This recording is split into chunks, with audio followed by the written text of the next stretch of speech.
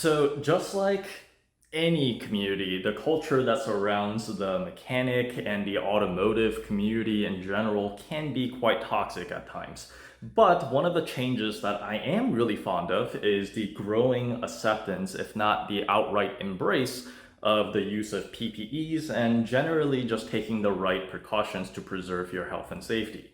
And I really feel like this new generation of mechanics is becoming increasingly aware of how dangerous this endeavor can be. I myself also had to learn the hard way a few times of how dangerous this all can be. So today I want to be an additional resource in that movement. I'd like to share some simple and practical tips to keep yourself safe every time you're in the garage. And I know this isn't the sexiest topic, but maybe you'll pick up a tip or two to keep you out of the emergency room and you in the garage as long as you want to enjoy this hobby. Let's go. Tip number one, the best PPE is the one that you'll actually use. There's all kinds of expensive equipment out there, but if they're too cumbersome to habitually use on the regular, they're not doing you much good, are they? For instance, when I do a brake change without wearing a mask, I end up just blowing nasty dark chunks out of my nose in the shower, so now I always take care to protect my lungs. But I don't like wearing a heavy respirator for an extended period of time, especially when it's hot, so I wear a simple N95 mask, which does the job about as well if worn properly, and most of us just have piles of this stuff from the pandemic. I also hate wearing goggles because they tend to fog up and it also hurts my face after a while, but wearing a face shield is enough to protect my face from light debris. It takes only a few seconds to put on or to take off, and this keeps rust, metal shavings, or other dirt from flying into my eyes. I also don't like wearing earmuffs on all the time because I sweat on them so much in hot weather, so I just have a cheap pair of earbuds that I always put on in the garage to listen to music, and it doubles as a pretty effective hearing protection in most cases. I'm obviously not suggesting that you forego more serious forms of PPE when the job calls for it, but having these alternative, less cumbersome methods for lighter situations is just as important in the long run.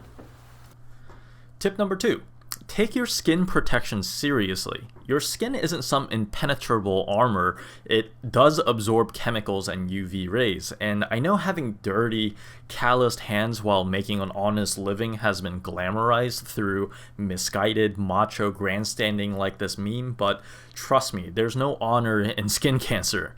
Wear nitrile gloves. They're crazy cheap. I buy these from Costco to wear every time I'm in the garage, and if I'm taking on more serious jobs that are going to just shred these things up, I just wear cloth gloves on top of them.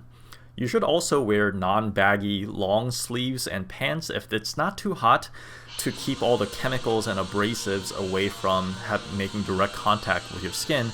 And this is especially true if you're welding. You don't need an expensive welding outfit if you're not welding all the time either. Just long sleeves will be enough to protect your skin from the harmful UV rays.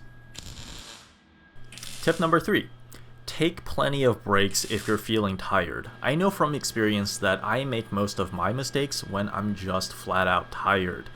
I become lazy about repositioning myself, I try to push through things and become clumsy, or I just start to get irritated a lot easier and try to muscle through things that I really shouldn't be.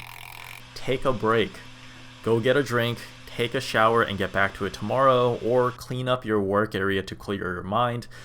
Just whatever it takes for you to recharge. You should take your time with this stuff, and not only will your body thank you, but your job will be more enjoyable and your quality of work will improve as well. Tip number four. When learning how to use a new power tool, read the freaking instructions. They're not just written for dummies that don't know what they're doing. They often have critical information to make sure that you don't hurt yourself. For instance, I got this tabletop sanding wheel, and I didn't know that it was very critical to keep the piece that you're sanding perfectly horizontal at all times. And I got careless with the tool, and it ended up shaving the top of my finger off. I went to the emergency room, and I was so traumatized by the experience that I couldn't use that tool again for months. And speaking of which, if the potentially dangerous power tool doesn't scare you even a little bit, you're probably being too lax with it. Like, here's an analogy. We know teenager drivers cause a lot of accidents on the road, but I don't think it happens when they're brand new to driving. They're too scared to be driving recklessly. I think overconfidence kicks in at around 6 months to a year, and they start thinking that they know what they're doing, and they become desensitized to the fact that they're driving a 2-ton chunk of metal faster than they can throw a baseball. And then some of them start acting like idiots. Don't get overconfident. You're not too good to read the manual, and those warnings are not just for people with lesser intellect or experience than you. Lastly, look out for your buddy that's in the garage with you. Go fetch the proper PPE for them if they're acting too lazy to grab it for themselves. Or you can tell them to take a break if they're acting frustrated or impatient, and take a moment to communicate with them what you see as potential risks if you feel like they're not seeing it for themselves. The garage can be a really fun place to hang out together and goof around with your buddies, but watch out for their well-being as well, so you both can enjoy this hobby as long as possible. Now it's your turn. Leave some of your best safety tips in the comment section, and I'll also put some product links to the PPE that I've come to use on a daily basis in the video description. Stay safe everyone, be nice, and I'll see you soon again.